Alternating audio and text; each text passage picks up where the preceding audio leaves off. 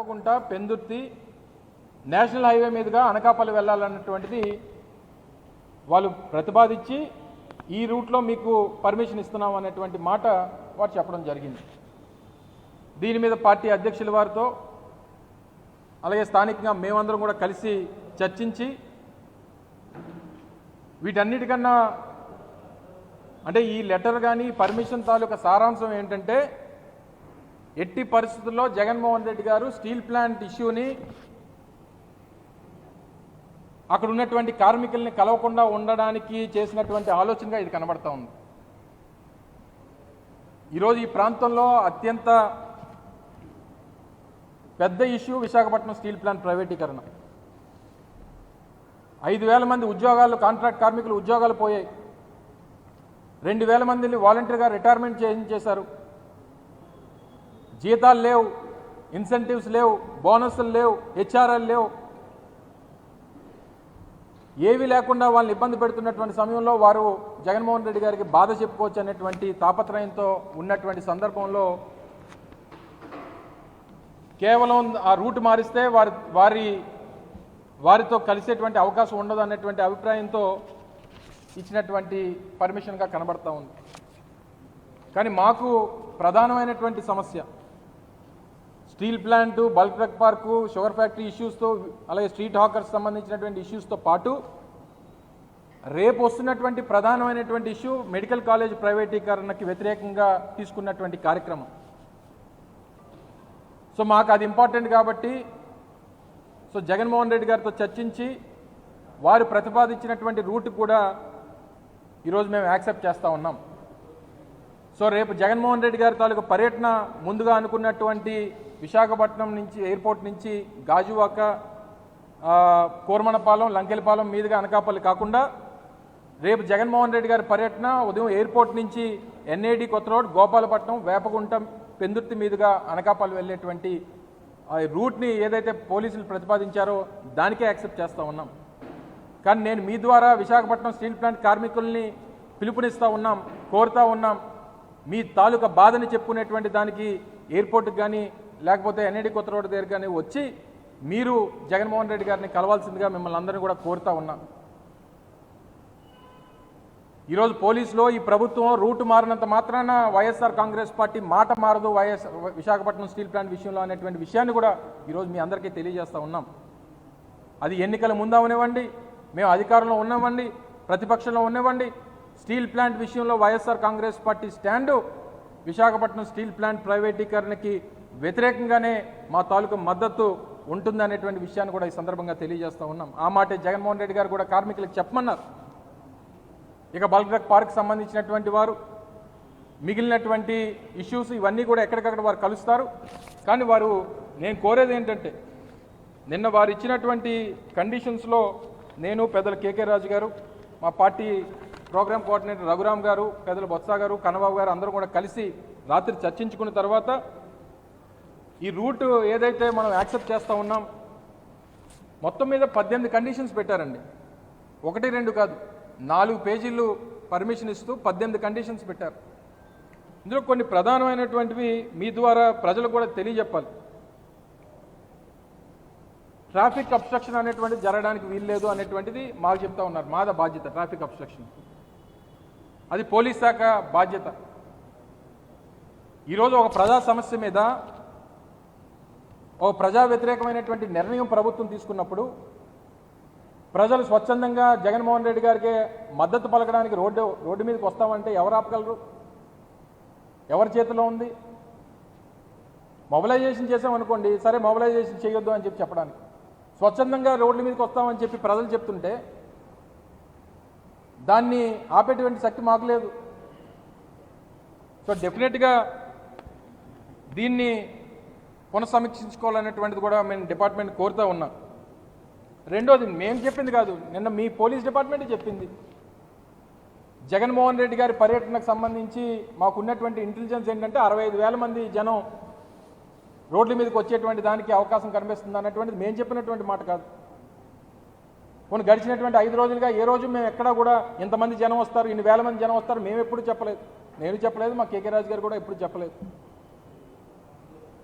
కానీ ఇది పోలీస్ డిపార్ట్మెంటే చెప్తుందంటే వారికి ఉన్నటువంటి సమాచారం ఈ ప్రభుత్వం మీద ఎంత వ్యతిరేకత ఉందో అనేటువంటిది చెప్పడానికి వచ్చేటువంటి స్వచ్ఛందంగా వచ్చేటువంటి జనమే దానికి సమాధానం అనేటువంటి విషయాన్ని కూడా తెలియజేస్తూ ఉన్నాం. రెండోది కాన్వాయ్ కాంపోజిషన్. జగన్మోహన్ రెడ్డి గారి కాన్వాయ్తో పాటు కలిపి 10 వెహికల్సే ఉండాలని అంటారు. ఒక మాజీ ముఖ్యమంత్రి గారు, Z+ కేటగిరీ ఉన్నటువంటి వ్యక్తి, ప్రజాభిమానం కలిగినటువంటి నాయకుడు, సహజంగా కాన్వాయ్లోనే 10 నుంచి 12 వెహికల్స్ ఉంటాయి ఒక మాజీ ముఖ్యమంత్రి గారికి ఇచ్చేటువంటి కాన్వాయ్లో. మరి మిగిలిన వాళ్ళు వెనకాల పరిగెట్టుకు వెళ్ళాలా? లేకపోతే ఎవరు వెళ్ళకూడదు అనేటువంటిది మీ అభిప్రాయమా? సో దీని మీద కూడా పోలీస్ డిపార్ట్మెంట్ వారు సమీక్షించుకోవాలి. ఇక మిగిలిన ఈ కేసులు పెడతాం, అది పెడతాం, వీళ్ళు వస్తే అనేటువంటి చాలా ఇష్యూస్ ఇచ్చారు.